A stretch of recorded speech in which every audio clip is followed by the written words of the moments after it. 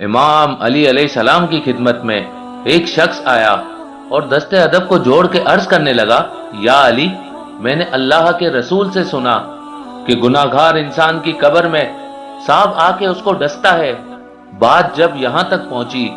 تو امام علی علیہ السلام نے فرمایا، اے شخص، ہر گناہ پہ سانپ نہیں ڈستا، ایک بدترین گناہ ہے جس کی وجہ سے قبر میں سانپ آ کے ڈستا ہے۔ تو وہ کہنے لگا، یا علی، وہ بدترین گناہ کون سا ہے؟ بس یہ کہنا تھا تو امام علی علیہ السلام نے فرمایا، وہ بدترین گناہ یہ ہے کہ کوئی انسان دوسرے انسان کو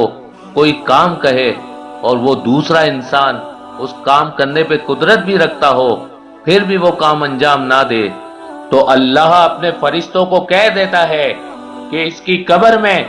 شجاع نام کا سانپ چھوڑنا، کیونکہ یہ انسان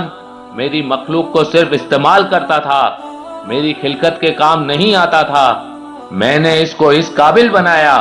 کہ یہ انسان کی مدد کر سکے، پھر بھی یہ انسان کی مدد کرنے پہ غور و فکر نہیں کرتا تھا،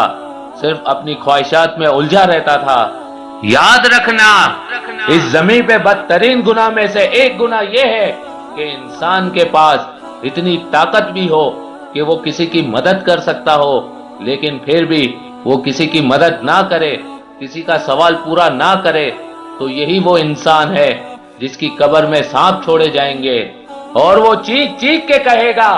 کہ اے میرے اللہ، مجھے ایک بار پھر موقع دیا جائے تاکہ میں زندگی میں تیری خلقت کی مدد کر سکوں۔ لیکن افسوس، یہ موقع پھر اسے کبھی نہیں ملے گا،